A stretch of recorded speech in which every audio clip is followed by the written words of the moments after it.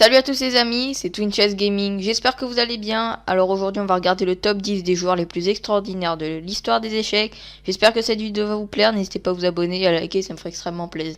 Allez, on envoie l'intro.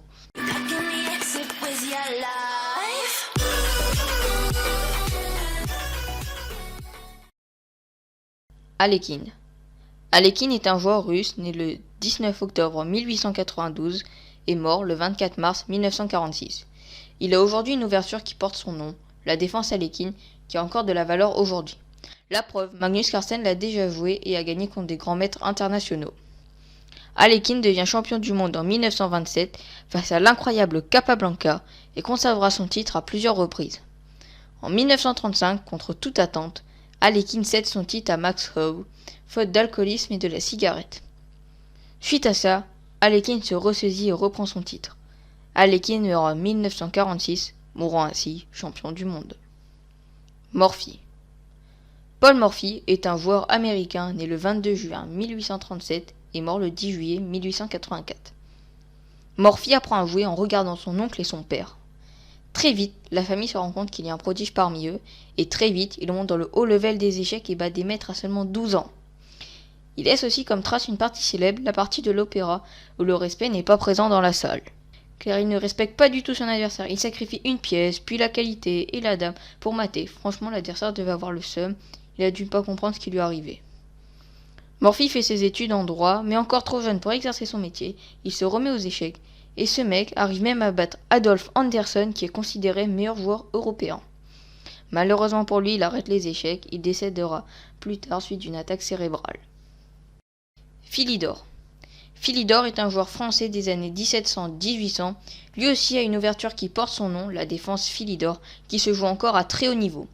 Il est aussi un talentueux joueur de finale car c'est lui qui a prouvé que tour et pion contre tour faisaient nul grâce à une tactique très fine et complexe. Le seul défaut qu'on peut lui reprocher, c'est d'avoir cru que les pions F et C c'était plus fort qu'un cavalier. Judith Polgar. Qui ne connaît pas l'histoire plus ou moins passionnante des Polgar? Judith n'est pas encore née que son avenir est déjà tracé, car son père veut faire de ses filles des prodiges et a compris avec la première, Suzanne, le talent de la famille pour les échecs. Souvent comparée à l'héroïne de The Queen's Gambit, elle est la bête harmone de la réalité. Elle l'a quand même mérité. À seulement 15 ans, elle devient grand maître. En 1993, elle bat l'ancien champion du monde du RSS, Boris Spassky. Et en 1996, elle devient 10e mondiale et est la seule femme à avoir pu entrer dans le top 10 mondial. Elle est de loin la meilleure femme à avoir joué aux échecs. Vladimir Kramnik. Kramnik est un joueur russe né en 1975. En 1992, la machine est lancée. Lors des Olympiades, c'est sa première apparition face au grand public. Il termine devant le champion du monde en titre Kasparov et permet à l'URSS de remporter la médaille d'or. La même année, il deviendra grand maître international. En 2000, contre toute attente, Kramnik bat Kasparov, champion du monde depuis 15 ans. Il aura des problèmes de santé en 2005, mais conservera son titre jusqu'en 2007. Karpov. Karpov est un joueur russe. Souvent dans l'ombre de son grand rival Kasparov, Karpov reste tout de même l'un des meilleurs joueurs du monde. En 1975, il devient champion du monde par forfait et conservera son titre jusqu'en 1981. En 1984, contre Garry Kasparov, ils font la finale la plus what the fuck, vu qu'à cette époque, tu étais champion du monde au bout de 6 victoires, nul non compté. Karpov mena Kasparov 5-3 au bout du 48e match. Le match fut annulé. Ils recommencèrent leur face-à-face plusieurs fois, mais jamais de succès pour Karpov. En 1993, Kasparov avait arrêté les compétitions FIDE, laissant le champ libre pour Karpov. En 1999, avec l'instauration d'un nouveau système à élimination directe, Karpov refusa d'y participer et ne fit presque plus de tournois. Fischer. Bobby Fischer est un joueur américain et d'après moi la plus grande star des échecs. Il y a eu un film un peu bof sur lui et l'une des séries du moment sur Netflix, The Queen's Gambit, inspirée de son histoire. Tout d'abord, nous sommes en pleine guerre froide. Bobby Fischer est alors champion des États-Unis et va devoir jouer contre le champion du RSS. Il faut savoir qu'à cette époque, les joueurs du RSS foutent des branlées aux joueurs des USA, mais Bobby Fischer va changer la donne en 1972, face à Boris Spassky, champion du monde en titre.